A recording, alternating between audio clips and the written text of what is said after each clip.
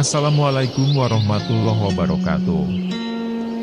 Alhamdulillahirobbil alamin wassalatu wassalamu ala asrofil anbiya'i wal mursalin sayyidina Muhammadin wa ala alihi wassohbihi ajmain. Amma badu. Palamitra anu kusim kuring dipihormat anu insya Allah ku Allah dimuliakeun. Puji sinareng syukur kehadirat Gusti Allah Subhanahu wa Ta'ala kanggo sagala limpahan rahmat sarta hidayahna. Tina kasempatan ieu urang tiasa patepung Pak Ampok jomok sasarengan dina ieu dongeng.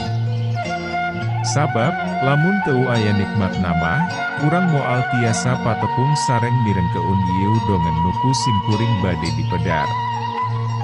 Sholawat sareng salam urang haturkeun ka junjungan urang, Kanjeng Nabi Muhammad sallallahu alaihi wasallam.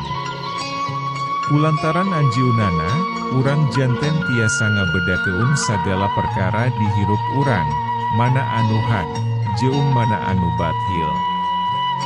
Palamitra sadaya anu dimuliakeun ku Allah Subhanahu wa Ta'ala. Rupa-rupa ciri jalma soleh. Ari soleh teh nyaeta hiji sifat anu wajib aya di tiap jalmi anu ngaku agama Islam. Sabab ku jalaran soleh urang tiasa takwa ka Allah Subhanahu wa Ta'ala, tapi kiwari ayeuna mah seueur jalmi anu hoyong soleh tapi teu terang kana jalanna kumaha supados tiasa janten jalmi soleh teh. Anu malah kadituna sanes janten jalmi soleh malah janten jalmi siga soleh. Antawi soleh sareng siga soleh tangtos benten tebih. Kumargi ari jalmi mah soleh mah aya cirina anu tos dijelaskeun dina Al-Qur'an surat Al-Imran ayat 114. Yumina billahi wal yaumil akhiri wa yamuruna bil ma'rufi wa yanhauna 'anil munkari wa yusariuna fil khairat wa ulaika minas solihin. Dina ayat eta dijelaskeun bahwa ciri jalma soleh teh aya opatnya eta. Kahiji, iman ka Allah Subhanahu wa Ta'ala sareng kana poe akhir. Ciri kahiji jalmi soleh nu kahiji teh nyaeta jalmi anu iman ka Allah jeung kana poe akhir. Naon kaitanana ari jalmi soleh teh kudu percaya ka Allah jeung kana poe akhir. Sabab hiji jalma lamun boga kaimanan anu bener manehna moal gagabah dina ngalaksanakeun ibadah ka Gusti Allah, hartina bakal bener-bener ngajalakeun parentah Allah sesuai syariat, rukun, sareng elmuna. Jalmi anu iman ka Allah bakal salawasna ngajalankeun ibadah kalayan make ilmu. Kaitanana jalmi soleh kudu percaya kana poe akhir. Sabab jalmi anu percaya kana poe akhir maranehna bakal salalawasna ati-ati dina lampah samemeh ngajalankeun hiji perkara jeung bakal tadabur, mikirkeun kana akibat anu bakal timbul tina eta perkara. Kadua, marintah kana ma'ruf. Nurutkeun kana ulama, ari definisi ma'ruf teh nyaeta perkara anu dinilai bener ku aturan syara jeung adab. Hartina jalmi soleh mah sok peduli kana perkara anu bener bari ngajak kana eta perkara, contona sapertos salat, puasa. Jeung perkara-perkara anu sejenna. Jalmi soleh teu oleh ngajak ka sasama jalma kana perkara anu bener, hartina moal nyaman ngalakukeun kahadean sorangan pami anu sanes heun teu ngalaksanakeun. Kaatilu, nyarek kana munkar. Lamun definisi munkar nyaeta lalawanan tina ma'ruf, hartina sagala perkara anu dianggap teu alus ku hukum syara jeung ku adab. Dina hal ieu, jalmi soleh mah moal betah pami ningali hiji hal anu teu hade, mangka jalmi soleh mah tara ngantep kana pamunkaran, cara nyegah pamunkaran geus diajarkeun ku para ulama dina kitab Sulamut Taufiq. Yen urang ningali hiji pamunkaran, maka wajib eta urang nyarekna eta mahrek nyarekna ku ucapan, atawa ku kalakuan, atawa kumaha wae carana supaya eta pamunkaran teu dipigawe. Kaopat, ngaburu-buru kana kasayan. Ciri jalmi soleh anu terakhirnya eta ngagagancang kana kasayan, hartina tara nunda-nunda kana hal anu sifatna sae, teu kudu diajak. Tapi dina ngalaksanakeun kasaean aya nu langkung penting anu kedah ku urang diperhatoskeun, sanes ngan saukur kudu guat tapi anu paling penting ngahiji elmuna. Janten, percuma wae pami urang ngaburu-buru migawe kalusan ari elmuna kosong mah, da hiji kasaean atanapi ibadah pami teu make elmu eta teh moal ditarima ku Gusti. Nah, palamitra anu dimulyakeun ku Allah, manawi eta nu tiasa kumang Agustin didugikeun, mugi ku penjelasan ieu urang bisa kalebet kana kriteria jalmi soleh. Amin ya Allah ya Rabbal alamin. Palamitra anu dipihormat, hapunten ngalantur bae. Hayu urang lajeng keun deui kana dongeng. DR A. Leuweung Larangan. Bagian ke-28. Wilujeng tepang Dewi Palamitra, hayu urang teras keun dongeng anu katunda, wilujeng ngadangu keun, bra'al-ah. Hatur nuhun, kisilah. Anjeun geus nyalamet keun kuring tina pancabahya, duka iraha kuring bisa males ieu hutang nyawa. Lurah Wikarta, Muniang. Terus rengkuh ka lalaki keling, anu geus nyalamet keun dirina. Juragan lurah, teu aya istilah hutang nyawa.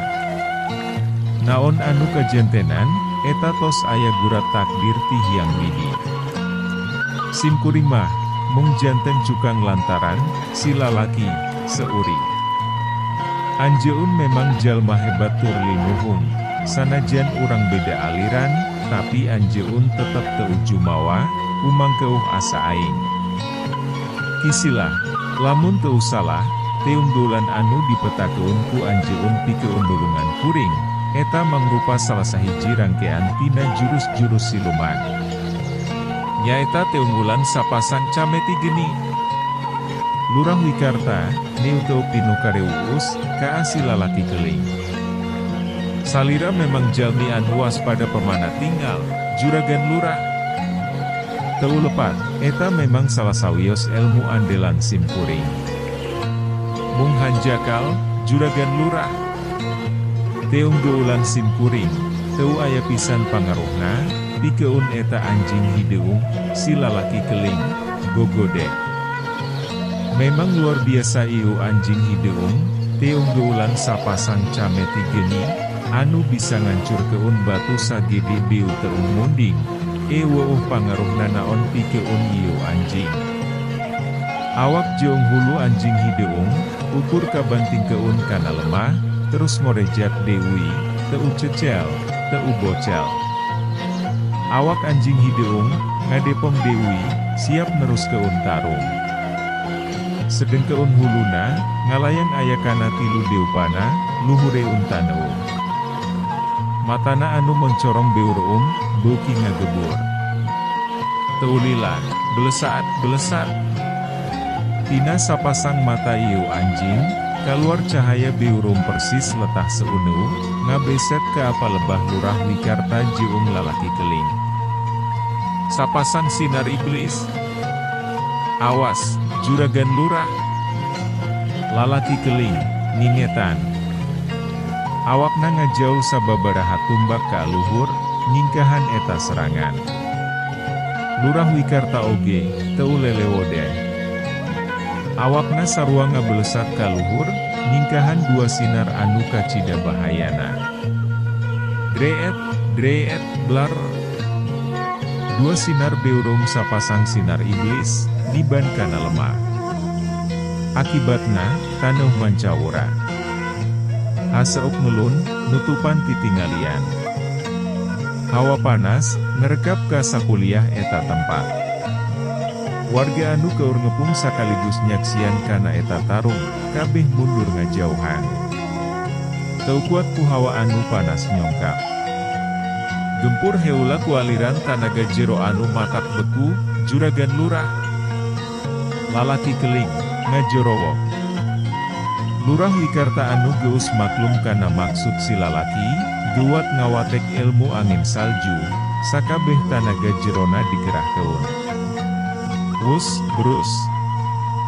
Cahaya biru anu kaluar tina sapasang leun-leun lurah wikarta, ngabulen waruga jeung hulu anjing hideung. Hawa anu kacidatisna, nyimbutan eta tempat. Lamun ninggang di makhluk biasa, eta teung geulan teh, bisa ngabalukar keun anu kakeunaan, langsung beku kawas patung es. Ngan, anu disangarupan ku lurah wikarta ayeuna, mangrupa makhluk anu kasarumahan iblis, hese nalukeunana. Cukup ngagibri keun awak jeung huluna, pangaruh hawa tina hawa tiis, langsung sirna. Luar biasa, cek. Lurah wikarta, kumecrek. Samemeh manehna meta dewi, ti gigir kadenge sora anu ngabentak handaruan. Cahaya beureum, lir ibarat minuhan jomantara.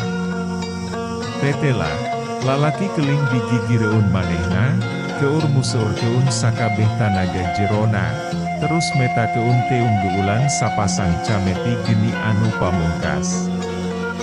Cameti geni nutup gerbang. Jeleger, wut, red.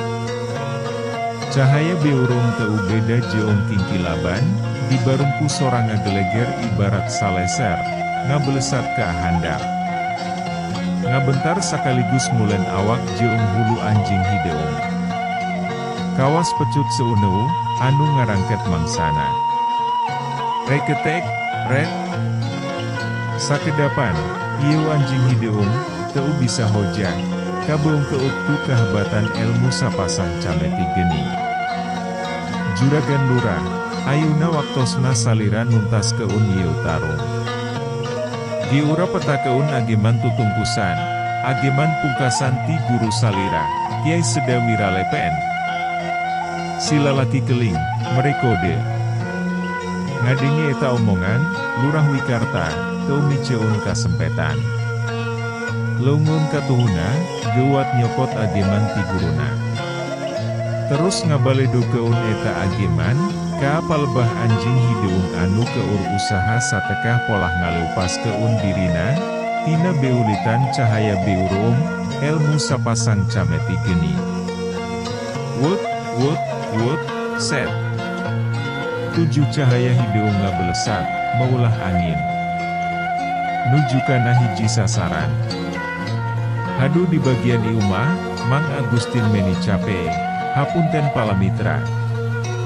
Ca akeula, cape.